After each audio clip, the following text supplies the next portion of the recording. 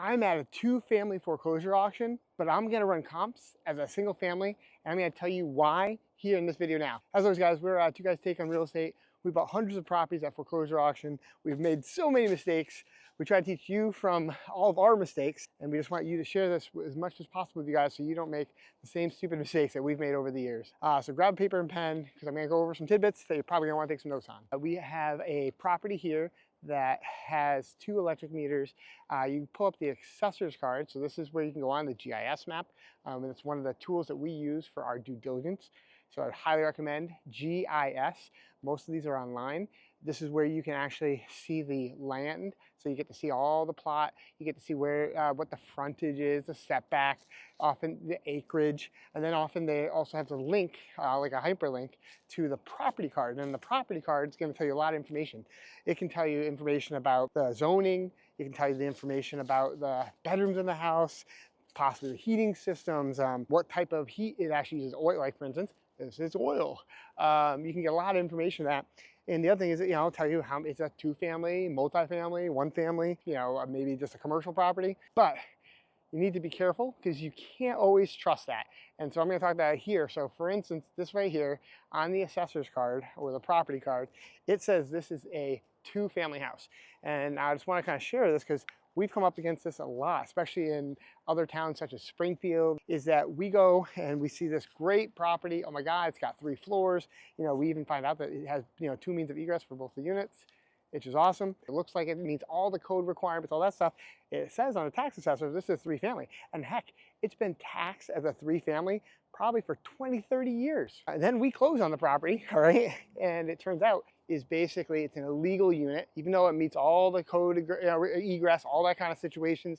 We found out that it never got the permit to actually convert to a 3-family. So now it's an illegal unit. And that just means, here's the risk.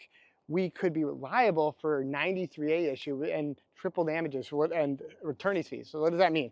If someone paid rent in that unit and we acquired it, if we weren't able to negotiate our way out of this, we could, and they paid, say, let's just for simple numbers, paid $10,000 in rent. And since it's found out it's a legal unit, it gets all condemned, whatever it is, we could be liable for, basically triple their rent, so $30,000, plus attorney's fees, which could easily be another $30,000 because attorneys like to make the money. And so we got to be very, very careful of that. What I did here, so once again, I saw there's 2 meters. Also, it seems like, there might be 2 means of egress. I'm still kind of confused with that. You got, because looks like one kitchen's there, and then 1 kitchen's there. I don't know where the garage for means of egress. There's a front door, but there's like a second door right next to the slider door. I don't think that technically counts because there's no divisible wall, so that wouldn't count as 2 means of egress. So that's one thing. But I talked to looked at, like I said, the property card says it's a 2-family. So I went down to the building department and trying to pull up the permit. Wasn't originally constructed as a 2-family. Got converted at some point. So typically there's some permit that maybe a special permit, or they pulled some kind of thing with zoning where they got it legally converted to a 2-family. But unfortunately, I cannot, or they couldn't find the permit where it did. So they're not going to commit whether it is or isn't a 2-family. So once again, that's why I'm saying here, I'm not going to bid on this as a 2-family. I'm going to assume the worst and that it is a single family. And then I'll probably have to get rid of one of these tenants. I'm assuming it's occupied. It looks like to be occupied. Once again, I'm making a lot of fucking assumptions. And so I'm going to look at this as a single family ranch that's got 4 bedrooms, 3 baths.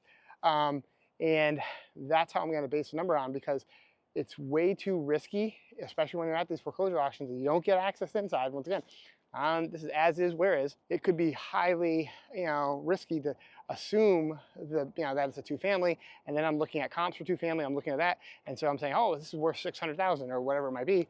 Whereas a single-family ranch, this is worth maybe $500,000.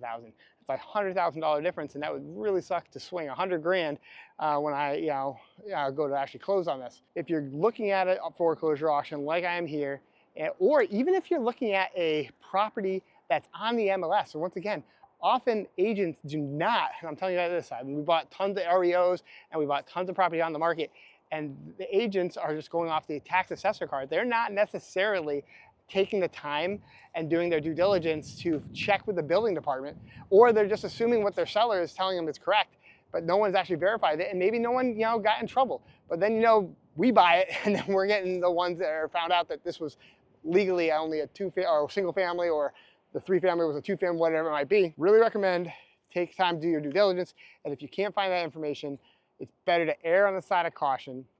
Whether you're buying something at foreclosure auction or you're buying something on the MLS and you can't verify that it is actually the units that it says it is, just err on the side of caution, because you don't want to get burned. I don't want to get burned. No one wants to get burned. I mean, I even had this was another agent that called me, and she was talking to me about a property, and I had her look the same thing up. She was an agent, and it was, she was buying it from another agent, and it was a 3-family. It turned out it was not a legal 3-family. Once again, it was a legal 2-family. And there was never ever the special permit was pulled, or maybe it was pulled, but it was denied or never got even finished. And so therefore, she was buying a 2-family and had a 3rd tenant in there that she's going to have to deal with if she did buy it as a 3-family. And maybe she wouldn't get caught. Maybe, she would be fine and rent it for many years, no problems. But why take that risk? Well, I hope this was educational. Hope this was informative. If you have any questions, leave a comment below. And if you haven't yet, make sure you subscribe to our channel. We're coming out new videos each week, and we love and appreciate all the love you guys give us. Thanks so much. Have a great one. So ironically, I just got a call from my partner on another foreclosure auction that we got the runner at, and it turns out that one also says it's a 2-family, but man, if it's a 2-family, I don't know where they're putting that other unit.